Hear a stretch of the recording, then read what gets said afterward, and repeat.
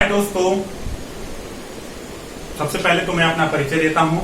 मेरा नाम संदीप मिश्रा। तो सबसे पहला क्वेश्चन शुरू करते हैं। पहला क्वेश्चन यही आता है कि यांत्रिकी क्या है, मैकेनिक्स क्या है, कितने प्रकार के होते हैं और इसके दैनिक जीवन में क्या उपयोगिता है। तो चलते हैं, शुरू करते हैं। मैकेनिक्स क्या है? मैकेनिक्स विज्ञान की वह शाखा है, मैकेनिक्स विज्ञान की वह शाखा है जिसके द्वारा हम किसी पिंड पर लग रहे बलों के बारे में अध्ययन करते हैं तथा बल का उस पिंड पर क्या प्रभाव है इसके बारे में अध्ययन किया जाता है। फिर से एक बात, जैसे मान लेते हैं कि ये कोई पिंड है, इस पर ये फोर्स काम कर रहे हैं, तो इस फोर्स का नेचर क्या है, इस फोर्स के बारे में अध्ययन करेंगे। और यह फोर्स अगर इस बॉडी पर कार्य कर रहा है तो इस फोर्स का इस बॉडी पर क्या इफेक्ट है, इसके बारे में हम पूरी यांत्रिकी में अध्ययन करेंगे। यानी कि यांत्रिकी विज्ञान की वह शाखा है जिसके द्वारा हम किसी पिंड पर लग रहे बलों के बारे में अध्ययन करते हैं तथा उस पिंड पर उस बल का क्या प्रभाव है इसके बारे में अध्ययन किया जाता है। एक छोटा सा एग्जाम्पल के माध्यम से हम लोग समझेंगे। जैसे मान लेते हैं ये एक पिंड है और इस पर दो बल कार्य कर रहे हैं। आगे मैं बताऊंगा, बल एक वेक्टर राशि होती है। अगला क्वेश्चन यही रहेगा मेरा। दो बल कार्य कर रहे हैं, 10 न्यूटन का इधर की तरफ खींचने वाला बल और 15 न्यूटन का इधर की तरफ खींचने वाला बल। हालांकि इस पिंड पर दो बल काम कर रहे हैं, लेकिन अगर इन बलों का प्रभाव पूछा जाए तो यह पिंड 5 न्यूटन की बल से इधर की तरफ गति करेगा। यानी कि आपको नेचर ऑफ फोर्स क्या पता चला, दो बल है, 10 न्यूटन इधर खींचने वाला, 15 न्यूटन इधर खींचने वाला, और इफेक्ट ऑफ फोर्स क्या पता चला, यह बॉडी 5 न्यूटन की गति के इस डायरेक्शन में गति कर रही है। यही अध्ययन हमको पूरे मैकेनिक्स में करना है। यानी मैकेनिक्स विज्ञान की वह शाखा है जिसके द्वारा हम किसी पिंड पर लग रहे बलों के बारे में अध्ययन करते हैं तथा उस बल का उस पिंड पर क्या प्रभाव है इसके बारे में अध्ययन किया जाएगा। ये तो हो गई इसकी परिभाषा। आते हैं इसके प्रकार पे। तो ये दो प्रकार के होते हैं। एक तो स्थिति विज्ञान या इसको स्थितिज विज्ञान भी कहते हैं, स्टैटिक्स मैकेनिक्स भी कहते हैं, और दूसरा गति विज्ञान यानी डायनेमिक्स मैकेनिक्स। स्थितिज विज्ञान या स्टैटिक्स मैकेनिक्स के बारे में देखा जाए तो स्थिर अवस्था में साम्यावस्था में रुकी हुई अवस्था में पिंड पर लग रहे अनेक बलों के बारे में यदि अध्ययन किया जाए तो यह अध्ययन स्टैटिक्स मैकेनिक्स के अंतर्गत आएगा। यानी स्थिर अवस्था में पिंड पर लग रहे बलों के अध्ययन स्टैटिक्स मैकेनिक्स के अंतर्गत करते हैं। और जान लीजिए कि हमारे पूरे मैकेनिक्स में फर्स्ट ईयर हो गया, सेकेंड ईयर मॉस या शोम में, थर्ड ईयर डिजाइन वगैरह में हम लोग स्टैटिक्स मैकेनिक्स का ज्यादा एप्लीकेशन करेंगे। या कह सकते हैं मैकेनिक्स में तो 100% स्टैटिक्स मैकेनिक्स ही है, पढ़ना है आपको। दूसरा चीज डायनेमिक्स मैकेनिक्स यानी गति विज्ञान। गति विज्ञान के अंतर्गत पिंड की गति अवस्था में, मोशन कंडीशन में पिंड पर लग रहे बाह्य बलों के बारे में अध्ययन किया जाए। यानी कि पिंड पर लग रहे बाह्य बलों के बारे में अध्ययन पिंड की गति अवस्था में करना है तो यह अध्ययन डायनेमिक्स मैकेनिक्स के अंतर्गत हम करेंगे। और ये डायनेमिक्स मैकेनिक्स दो पार्ट में डिवाइड हो जाते हैं। पहला पार्ट आपका शुद्ध गति विज्ञान यानी काइनेमेटिक्स, और दूसरा बल गति विज्ञान यानी काइनेटिक्स। अब काइनेमेटिक्स की परिभाषा क्या है?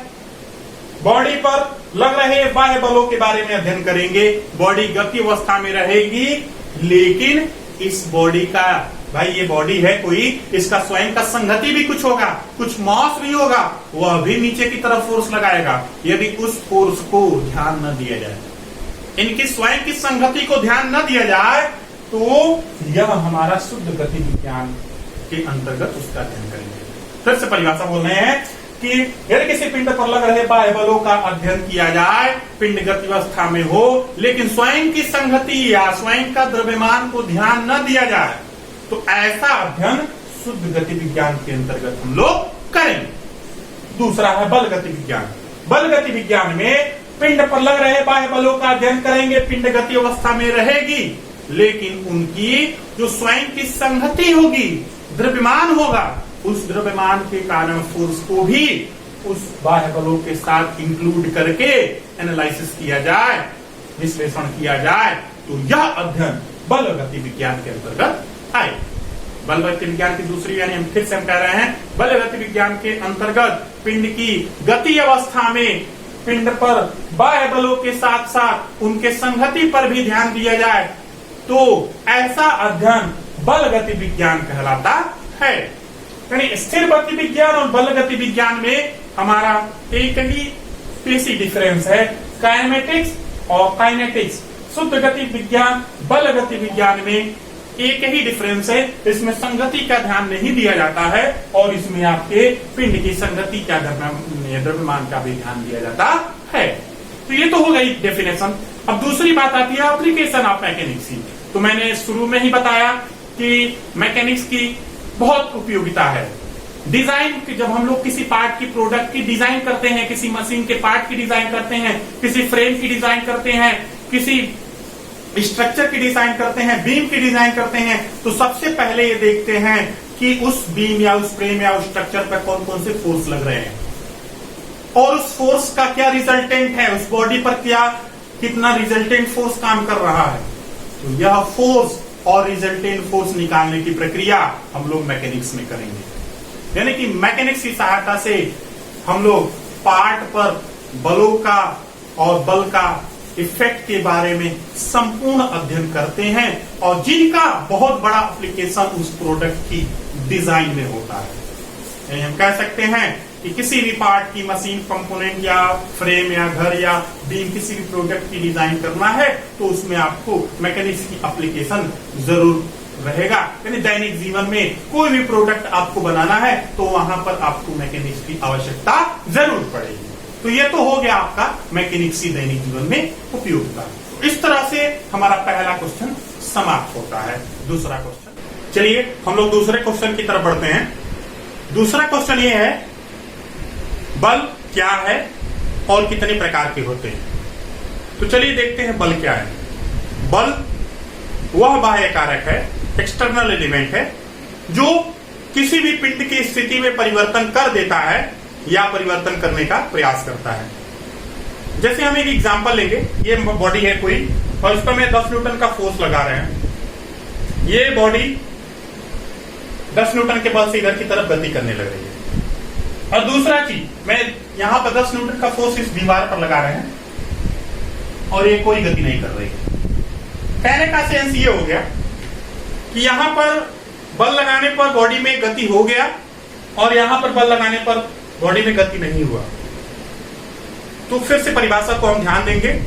बल वह बाह्य कारक है जो किसी भी वस्तु की स्थिति में या तो परिवर्तन कर देता है या परिवर्तन करने का प्रयास करता है। ये हमारे जो हमको पढ़ने हैं मैकेनिक्स में 3 प्रकार के बलों को अध्ययन करना है। तो सबसे पहला बल है तनाव बल। तनाव बल, इसको हम टेंसल फोर्स भी कहते हैं। तनाव बल, तनाव बल की परिभाषा क्या है? तनाव बल, जैसे मान लेते हैं कोई रॉड है L लंबाई की,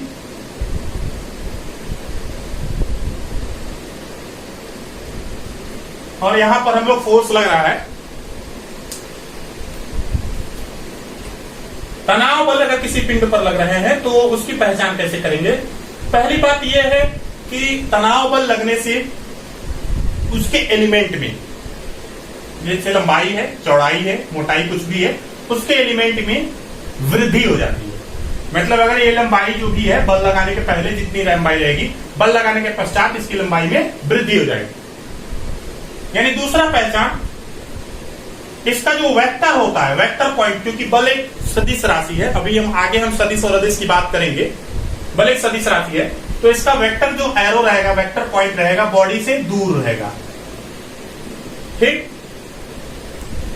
यानी कि अगर किसी बॉडी पर बल लगाने से उनकी एलिमेंट में वृद्धि हो रहा है, लंबाई में वृद्धि हो रहा है, चौड़ाई में वृद्धि हो रहा है, एलिमेंट में वृद्धि हो रहा है, तो समझ लीजिए वो बल किस प्रकार का है? तनाव बल है। या बल कह सकते हैं कि पिंड से दूर भाग रहा हो, या उसका वेक्टर बॉडी के बियॉन्ड हो, बॉडी से बाहर की तरफ हो, तो वो हमारा तनाव बल रहेगा। पहला ये तनाव बल है। दूसरा हमारा है संपीड़न बल। संपीड़न बल, इसको हम लोग कंप्रेसिव फोर्स भी कहते हैं। संपीड़न बल यानी कंप्रेसिव फोर्स, जस्ट इसका अपोजिट। अपोजिट मीन्स यदि हम बॉडी पर फोर्स लगा रहे हैं और उसकी लंबाई में कमी हो जा रही है, या उसके डायमेंशन में, चौड़ाई की दिशा में लगाए या मोटाई की दिशा में लगाए, उसके डायमेंशन में कमी हो जा रहा है, तो ये फोर्स हमारा कंप्रेसिव फोर्स यानी संपीड़न बल होगा। यानी संपीड़न बल बॉडी की तरफ होता है उसका वेक्टर पॉइंट। ये देखिए, ये हमारी बॉडी है, उसकी तरफ में इसका वेक्टर पॉइंट है। या हम तीसरा कह सकते हैं कि बॉडी की तरफ बल आता है, बॉडी की तरफ आता है, बॉडी से दूर जाता है। पहले मतलब भोजपुरी में बताओ थे, अगर बॉडी से बलवा रिसिया के जाए तो ई कहलाई तनाव। जैसे दो जनी में, दो लड़की लड़कन में झगड़ा होला, या लड़की लड़की में बहुत झगड़ा होला, तो दो लड़की जब झगड़ा हो जाला, दो जनी आपस में भाग जाली एक दूसरे से अलग। लड़कन में झगड़ा होला तो एक पास ना बैठी है, भाग जाना अलग। वही तरह की बल, अगर दोनों लोग भाग के जात हमें तो वो समझ लो तनाव बल। और दूसरा चीज, जब दोस्ती होला, लड़की लड़किन में होला या लड़कन लड़कन में होला, तो वो आपस में मिले न। कहने का मतलब यह है कि संपीड़न बल में दोस्ती यानी आपस में दोनों बल मिल रहे हैं तो संपीड़न, और दूर जा रहे हैं, दुश्मनी हो गया तो तनाव। यानी कि संपीड़न का बल लगने से उसकी डायमेंशन में वृद्धि होता है, और उल्टा हो गया, तनाव बल लगाने से उसकी डायमेंशन में वृद्धि होता है और संपीड़न बल लगाने से उसकी डायमेंशन में कमी होता है। तो तीसरा बल होता है हमारा, इधर लिख रहे हैं, तीसरा बल होता है हमारा कर्तन बल।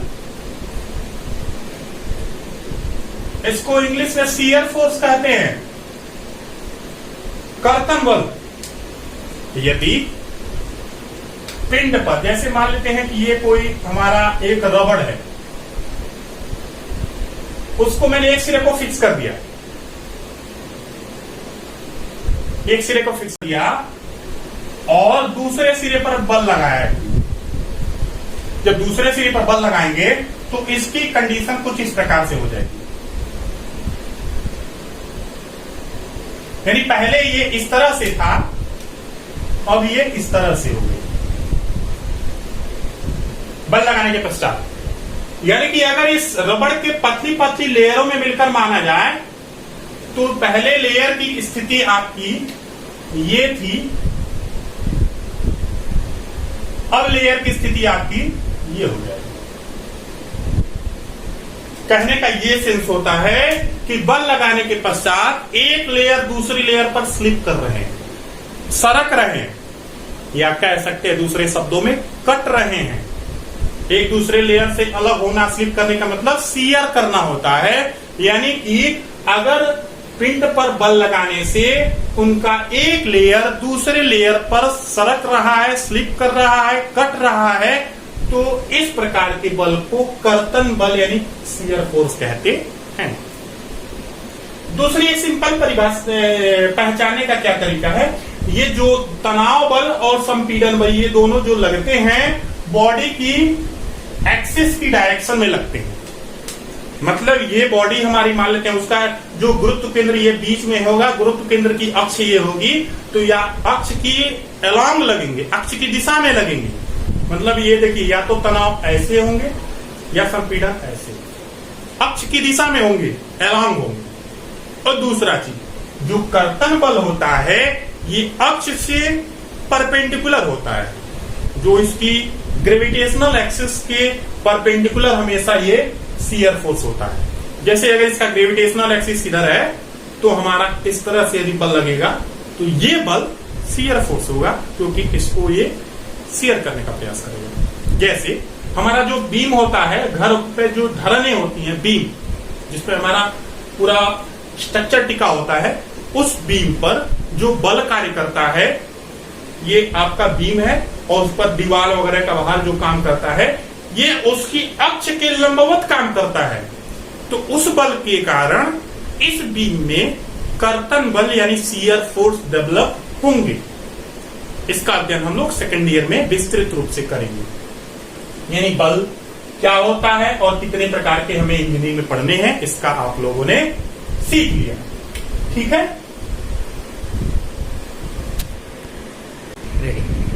चलिए हम लोग तीसरे क्वेश्चन की तरफ बढ़ते हैं। तीसरा क्वेश्चन बहुत ही इंपॉर्टेंट क्वेश्चन है, और तीसरा क्वेश्चन और चौथा क्वेश्चन जो मैं आपको बताऊंगा, इनमें से एक फिक्स है, नोट कर लीजिए, 5 नंबर में आपके पूछे जाएंगे। छोटी सी परिभाषा है और 5 नंबर में आपको फ्री में देता है। तो ये दोनों एकदम से आपको तैयार रखना है, ध्यान दीजिए, समझिए, बहुत ही आसान है, आसान भाषा में बताऊंगा आपको। प्रश्न क्या है? बलों की भौतिक स्वतंत्रता का सिद्धांत को समझाइए। फिर से प्रश्न सुनिए कि बलों के भौतिक स्वतंत्रता के सिद्धांत को समझाइए, यानी कि principle of independency of forces क्या होता है। चलिए हम लोग जानते हैं। पहले तो मैं इसकी परिभाषा पढ़ूंगा, फिर उसका एप्लीकेशन दैनिक जीवन में बताऊंगा, फिर आपको परिभाषा बताऊंगा, फिर आपको एकदम कंठस्थ हो जाएगा। तो चलिए देखते हैं बलों की भौतिक स्वतंत्रता का सिद्धांत। बलों के भौतिक स्वतंत्रता के सिद्धांत के अनुसार यदि किसी पिंड पर अनेक बल काम कर रहे हैं, जैसे मान लिया मैंने F1 टेंसाइल नेचर का है, कुछ इसका मैग्नीट्यूड जैसे मान लेते हैं 10 न्यूटन का, F2 टेंसाइल नेचर का 15 न्यूटन का, F3 कॉम्प्रेसिव नेचर का 20 न्यूटन का, F4 कुछ है ऐसे कॉम्प्रेसिव नेचर का, और F5 आपका कुछ कॉम्प्रेसिव टेंसाइल नेचर का। तो यदि किसी पिंड पर अनेक बल काम कर रहे हैं तो प्रत्येक बल पिंड पर अपना प्रभाव स्वतंत्र रूप से डालता है। फिर से, यदि किसी पिंड पर अनेक बल कार्य कर रहे हो तो प्रत्येक बल पिंड पर अपना प्रभाव स्वतंत्र रूप से डालता है। स्वतंत्र रूप से डालने का मतलब बता दे रहे हैं, जैसे अगर यह 10 न्यूटन का टेंसाइल है तो यह इस बॉडी पर 10 न्यूटन का टेंसाइल इफेक्ट लगाएगा। ये 15 न्यूटन का टेंसाइल इफेक्ट है तो ये बॉडी पर 15 न्यूटन का टेंसाइल फोर्स लगाएगा। यह निर्भर नहीं करेगा ये बल कि इसके बगल वाला कितने न्यूटन का है और क्या इफेक्ट वाला है, और इसके बगल वाला कितने न्यूटन का है और क्या इफेक्ट है। फिर से परिभाषा, यदि किसी पिंड पर अनेक बल कार्य कर रहे हो तो प्रत्येक बल पिंड पर अपना प्रभाव स्वतंत्र रूप से डालता है, यह अन्य बलों पर निर्भर नहीं करता है। मैं इसको एक छोटा सा एग्जांपल लूंगा। जैसे मान लेते हैं कि राम, या मान लेते हैं कि मैं और घनश्याम बहुत घनिष्ठ मित्र हैं, बहुत अच्छे मित्र हैं। तो घनश्याम जी और मैं दोनों लोग साथ साथ पढ़ते हैं। 7 बजे से 2 बजे तक क्लास है।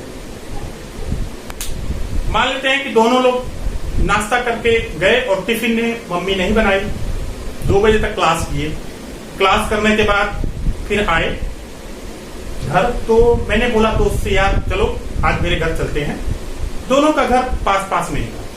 उसने तैयार हो गया, कहा ठीक है। तो 3 बजे हम लोग घर पहुंचे।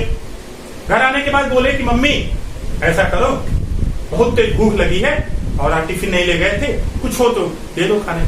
तो मम्मी बोले ऐसा बेटा, खाना खत्म हो गया, ऐसा टीवी देखो और मैं तब तक खाना बना के लाती हूँ। ठीक है। टीवी में शोले पिक्चर आ रहा था, बसंती डांस कर रही थी, लेकिन बसंती की डांस दिखाई नहीं दे रहा था। क्यों नहीं दिखाई दे रहा था? पेट में भूख लगी थी। आधे घंटे बाद 45 मिनट बीता किसी तरह से, हालांकि टीवी तो चल रहा था, शोले पिक्चर आ रहा था, लेकिन कुछ भी समझ में नहीं आ रहा था क्योंकि पेट में बहुत तेज भूख लगी। मम्मी तुरंत बोली, बेटा खाना बन गया है, जल्दी से आ जाओ। तो आए दौड़े एक ही छलांग में दौड़ करके डाइनिंग टेबल पर बैठ गए। मान लेते हैं कि एग्जाम्पल लेते हैं, ये डाइनिंग टेबल अपना है, यहाँ पर ऐसे है, लगे हुए टेबल्स लगे हुए हैं। मान लेते हैं मैं दौड़ के आया, यहां मैं बैठ गया, यहां मेरा दोस्त बैठ गया, यहां पापा बैठ गए, और यहां सिस्टर बैठ गई, बहन, और यहां बाद में मम्मी बैठ गई। थोड़ा ध्यान दीजिएगा, बहुत अच्छा एग्जांपल है। मम्मी बैठ गई। अब मम्मी ने क्या किया कि सारा खाना जो भी है बनाई थी बीच में रख दिया और सबके आगे प्लेट लगाई। और प्लेट लगाने के बाद कुछ आइटम जैसे दाल, चटनी, सब्जी, जो भी आइटम है सबके आगे लगा दी। लेकिन शर्त ये रखी कि सभी लोग रोटी को अपने हिसाब से लेंगे, जिसको जितना भूख होगा, नहीं तो आप लोग खाना बर्बाद करते हैं। तो लोगों ने मान लिया, कहा ठीक है। तो जैसे मैंने बहुत तेज भूख लगी थी, मैंने 4 रोटी खाया, 4 रोटी लिया, खा गया। मेरे दोस्त ने 5 रोटी खाया, खा गया। पिताजी ने मेरे 6 रोटी खाए, मेरी बहन ने 3 रोटी खाए, और मम्मी ने हमारी 5 रोटी खाई। ध्यान से समझिएगा क्वेश्चन को। सब लोगों ने जितना, जिसको भूख था उतना रोटी आपने सब लोगों ने खाया, ठीक। मैं कंडीशन चेंज कर रहा हूं। कंडीशन चेंज ये किया कि अगर मैं दौड़ करके और यहां आता, बैठ जाता, और मेरा दोस्त यहां बैठ जाता, तो ये बताइए आप कि यहां बैठता तो क्या मैं 5 रोटी खाता, और यहां बैठता तो मैं क्या 5 रोटी खाता, मेरा दोस्त यहां बैठता क्या वो 4 रोटी खाता? आंसर क्या होगा? नहीं। क्यों नहीं?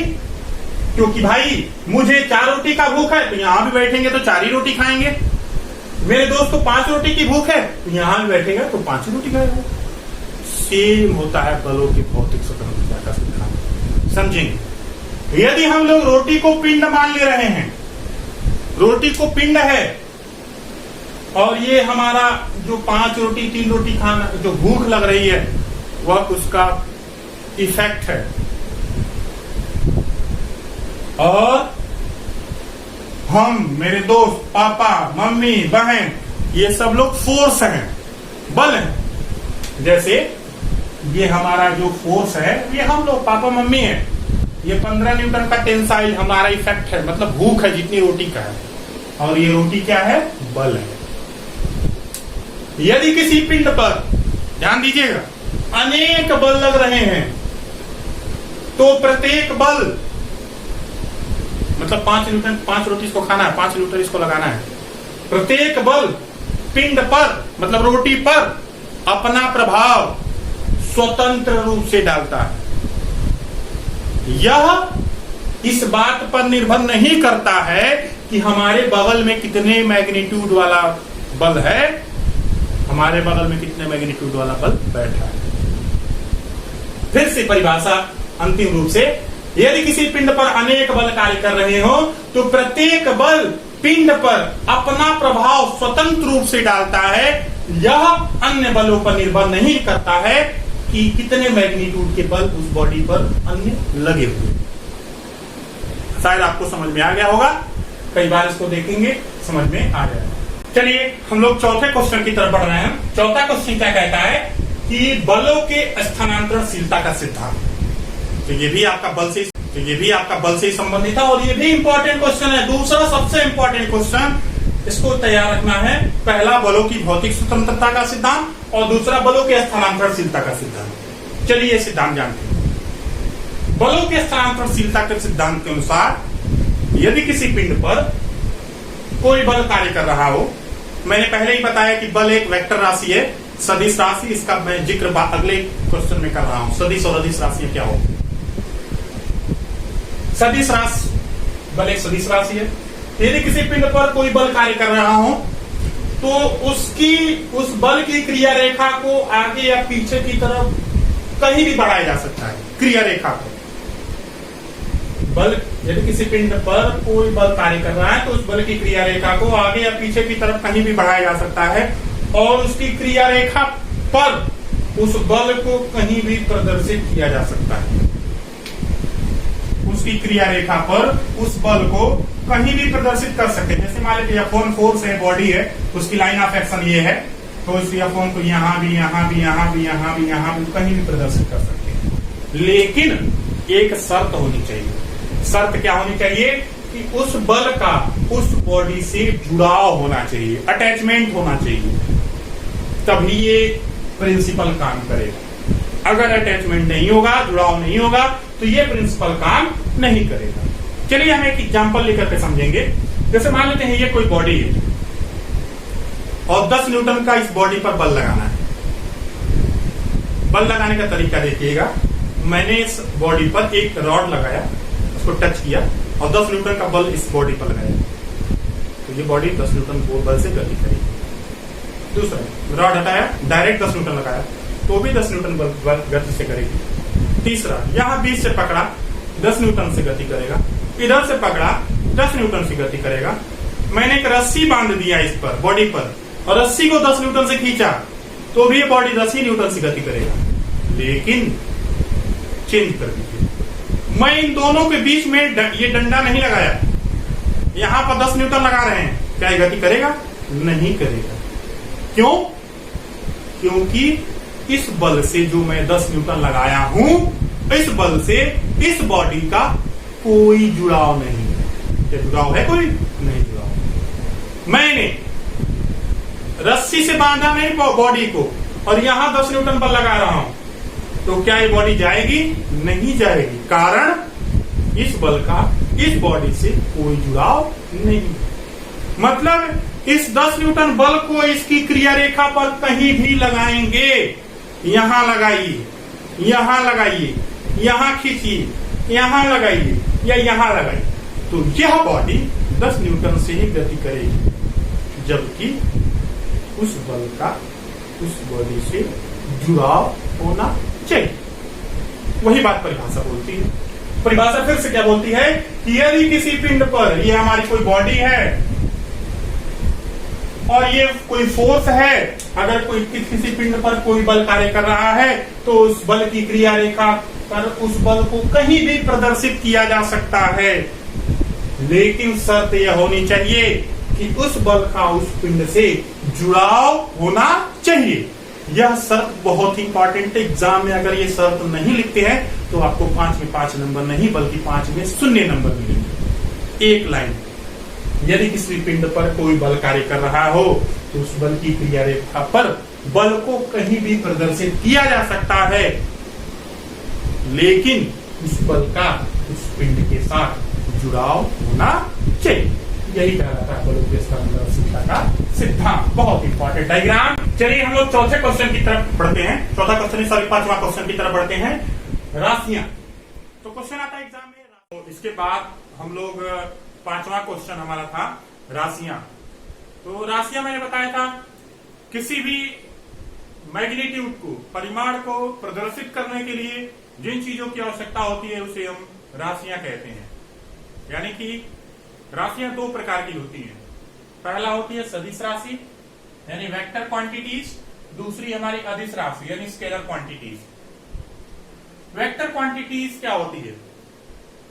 जिस राशि को रिप्रेजेंट करने के लिए, प्रदर्शित करने के लिए उसके परिमाण के साथ साथ दिशा की भी सख्त आवश्यकता हो, इस तरह की राशि को हम सदिश राशि यानी वेक्टर क्वांटिटीज कहते हैं। जैसे अगर आपको बल को प्रदर्शित करना है, जैसे 100 न्यूटन का बल को प्रदर्शित करना है, तो आप 100 न्यूटन बल केवल ऐसे नहीं लिख सकते हैं, इसके साथ साथ उसकी दिशा का ज्ञान आवश्यक है।